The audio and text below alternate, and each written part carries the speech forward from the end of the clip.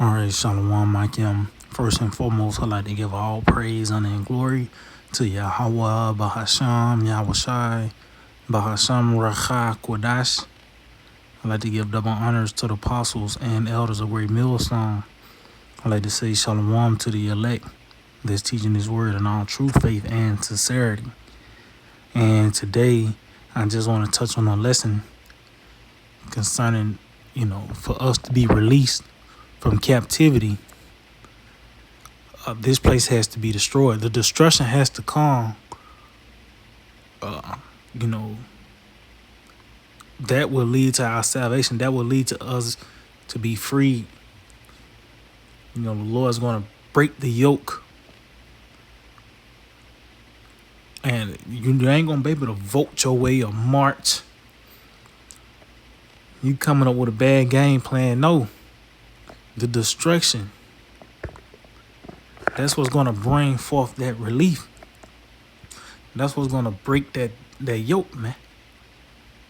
Because after the destruction, it's going to be long gone the days of paperwork, They can run your name. A fucking president, what the fuck he got this, So we come to a time where this system is coming to an end. But that's our beginning. Matter of fact, let's start off with that in the book of 2 Ezra, the 9th chapter, 2 Ezra 6 and 9. It reads, "For Esau is the end of the world, and Jacob is the beginning of it that follows." Now, when you go into the parable of Lazarus and the rich man, it talks about how in this lifetime, pretty much, the rich man is receiving the goods. This man got the resources. He's running things. He the one that set forth the laws. And it said, and likewise, as Lazarus, evil things, which is captivity, man. And we are the lowest of all nations. We right now are the basis of men in a sense of, being at the bottom, So when it comes down to the end of Esau, he gonna have to receive the evil things, and we're gonna start receiving the good, man. And that transition, we coming into that transition now. And that event that that's gonna make that possible is World War III. So a nigga ain't free, man. Jake like to say that since you can. Al Sharpton recently just made that comment. You can walk from the plantation. Then in the same, you can put a comma in that sentence, and nigga said, "Go out and vote." So you're not free. Let's get this in the book of Baruch, chapter 4.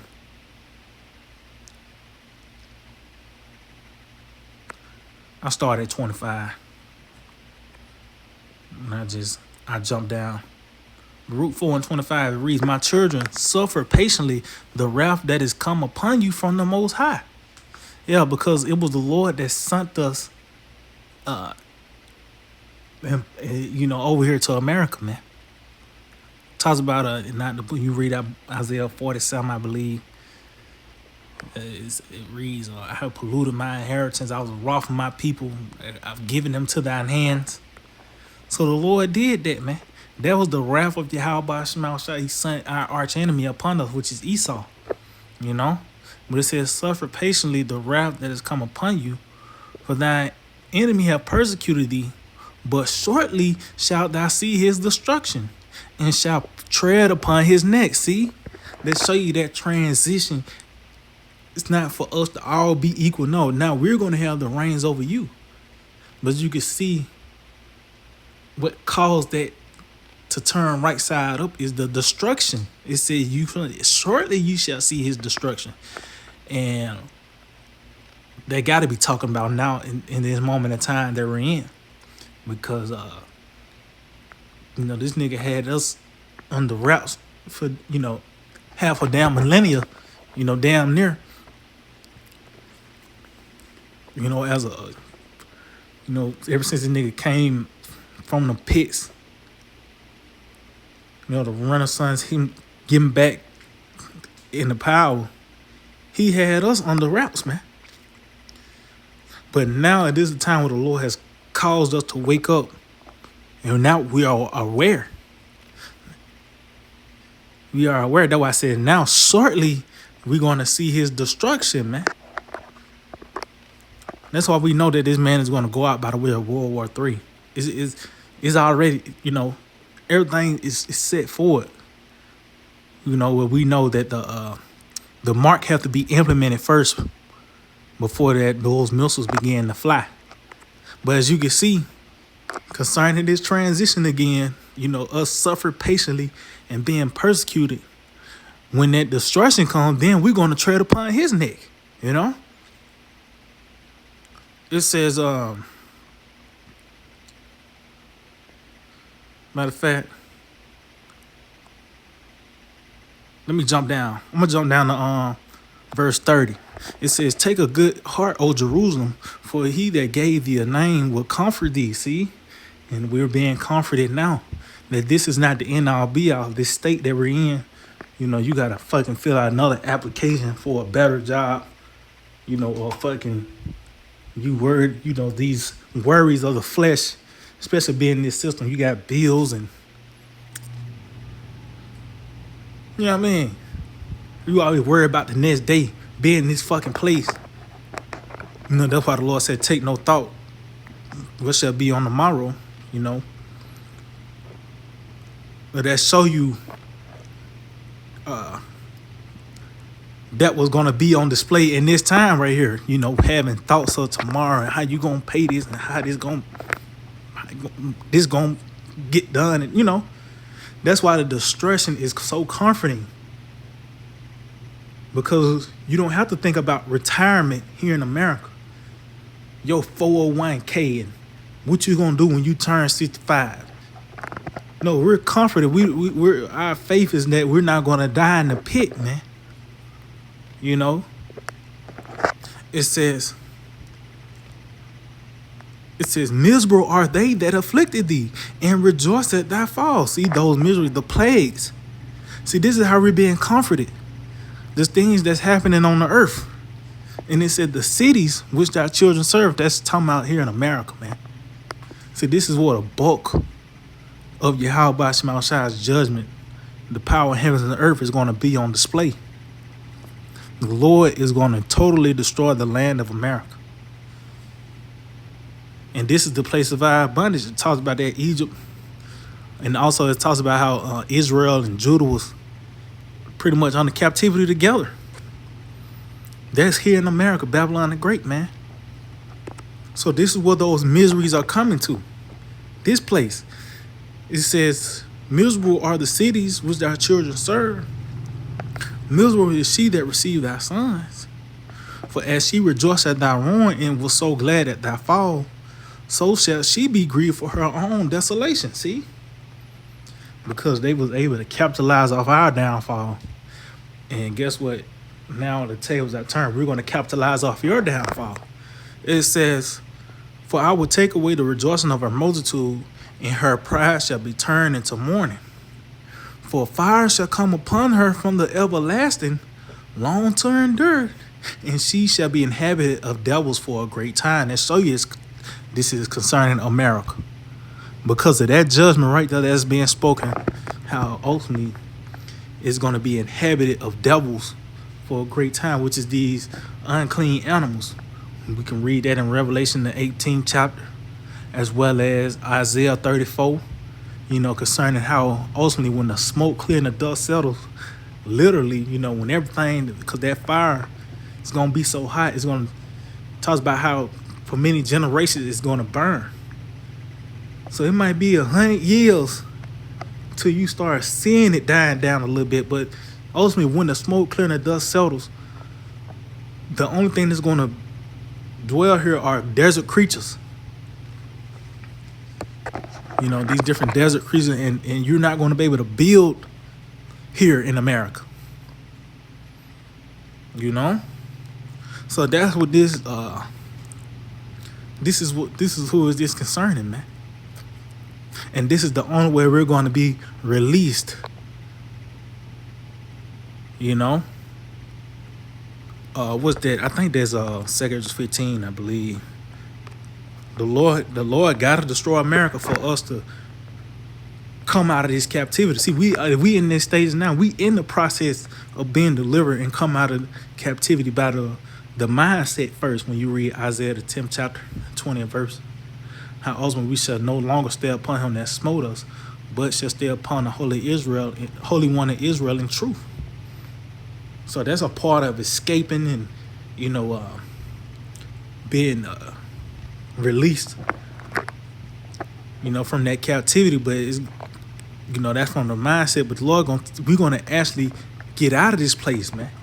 Get out of that state. Because he said we're going to be raised up in the last day. That's on all levels, from us literally, being raised up, being caught up in the clouds, as well as, the mindset you upright in heart, as well as in the rankings. We're going to once again be that top nation, man. So this is where we at in this process. Let's get that on the book of 2 Corinthians 15 in verse 10. It reads, let's see. Yeah, I get to the point. Verse 10, it reads, behold, my people is led as a flock to the slaughter.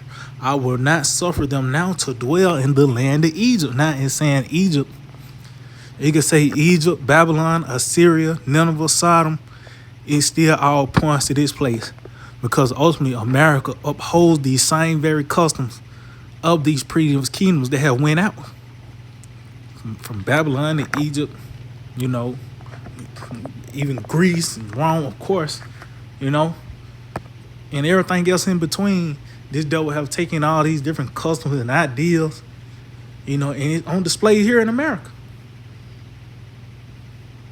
So this is who is this concerning, man. That land of Egypt is really America, spiritual Egypt. It says, but I will bring them with a mighty hand and a stretched out arm, and smite Egypt with plagues as before, and would destroy all the land thereof. See? And they show you that's not concerning ancient Egypt, because the promise of a whole land being desolate was towards Edom. The Lord said he's going to wipe him out. So this land of Egypt is that land that's going to be totally desolate is America. Of Babylon the Great, the same thing. But you can see the Lord, he's gonna bring them with a mighty hand and stretched out arm. That's Yahushua. Because that's what the Lord did. His Lord pretty much smote Egypt. He pretty much, in a sense, destroyed Egypt.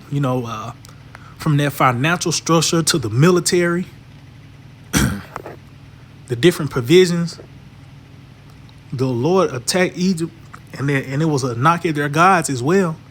But when everything was done, they wasn't as relevant as they was. And that those plagues caused us to be released. How the Lord killed the firstborn. So this is the Lord he's gonna send forth these plagues and ultimately bring forth that whole destruction of the whole land. This is how we're gonna escape. Nigga want to talk about freedom. Well, this is the steps to it. America got to be destroyed, man. Thus saith the Bible. Matter of fact, let's get this in the book of Isaiah 14. Isaiah chapter 14.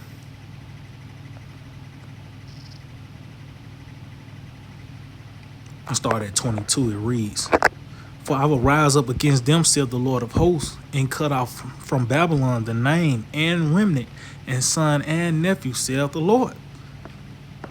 Once again, it's a threat to America. And how it can show you that is because ancient Babylon, talks about, when we read, I believe that's Daniel the 5th chapter, the stump was left when you go into it concerning I think Nebuchadnezzar and his grandson, I believe. But the Lord said He's going to leave neither root nor branch. So this is not concerning ancient Babylon. See, when the Lord destroy this place, He's not going to be able to pick up the pieces and put shit together again, man. You ain't gonna be able to bounce back, or build off of anything. It reads, I will also make it a possession for the bitter and pools of water. See, this is your lake of fire right here. And I will sweep it with the besom of destruction, says the Lord of hosts. And that's their cleansing agent. See, the destruction is not as primitive as people think. This is going to actually cleanse the earth. This is going to cleanse that wickedness. And even in the physical sense, the air and the water. See, the results of this destruction is it's like a hard reset, it's a hard detox of the nastiness that Ehel brought in the earth. So this is a great refreshing that we're coming into, you know. So this is concerning the destruction of America. It said, the Lord of hosts has sworn, saying, surely as I have thought, so shall it come to pass, and as I have purposed, so shall it stand. And that's why it's written, and we reading the decree now. This is the Lord's intents and purposes. Talk about the fierce anger of the Lord shall not return till He have done it. In the latter days you shall consider, show you that fierce anger is going to be on display in the latter time, the end time. Evil and only evil.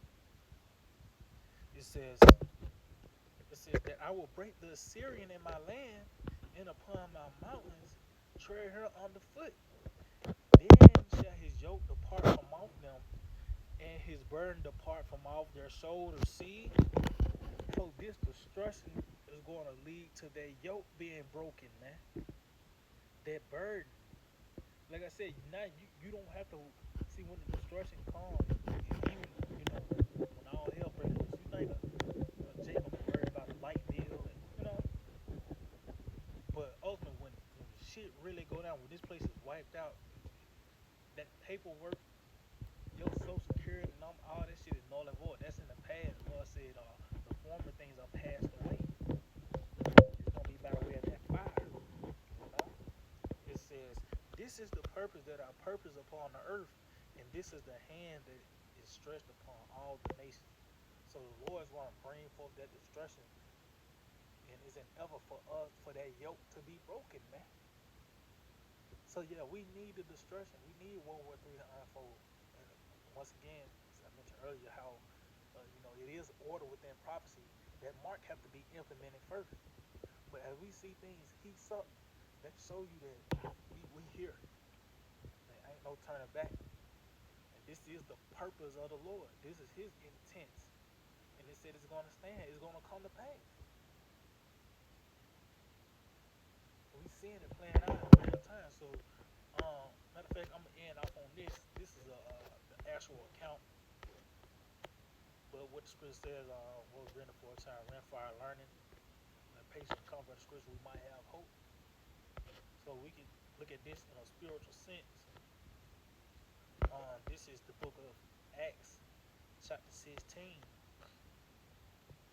and this was concerning when Paul and Silas they was locked up. So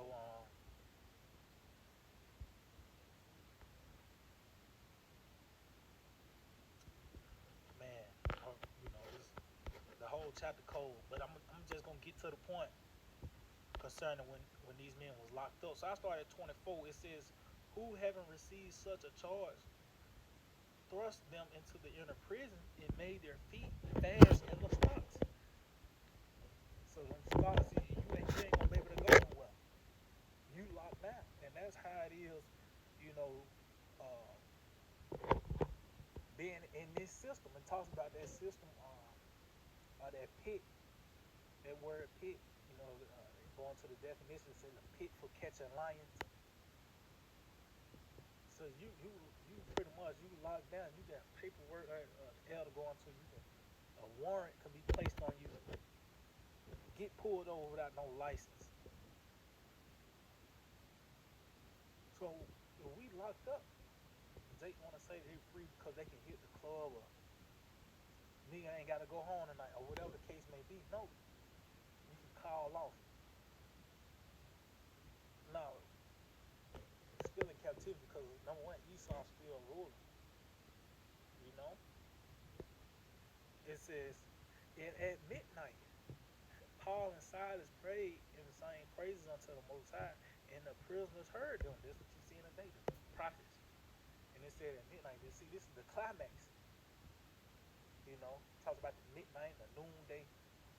See, we coming to the climax of this, man. It says, and suddenly there was a great earthquake, so that the foundations of the prison were shaken, and immediately all the doors were opened, and everyone's bands were loosed. See, so this is an actual account. These men went through this, but as I quoted Romans the 15th chapter, those things were in for our learning, for us to apply it today, man. So this is going to happen when the destruction comes. When that great earthquake happens, when those missiles start hitting, that's gonna be the Lord, you know, opening the doors and loosening those bands, man. From that state they were in, and even those bodies, we're gonna be delivered from these bodies as well, man. First Corinthians 15th chapter, you know, but the destruction will lead to our freedom. For that yoke is going to be broken by the way of this destruction, man. So yeah, I just hope that we're edifying, like to give all praise, honor, and glory to Yahweh, Bahasham, Yahushai, Bahasham, Racha, Kudash. Double honors to the apostles and elders of great millstone. Shalom to the elect, the teaching word in all true faith and sincerity. Shalom.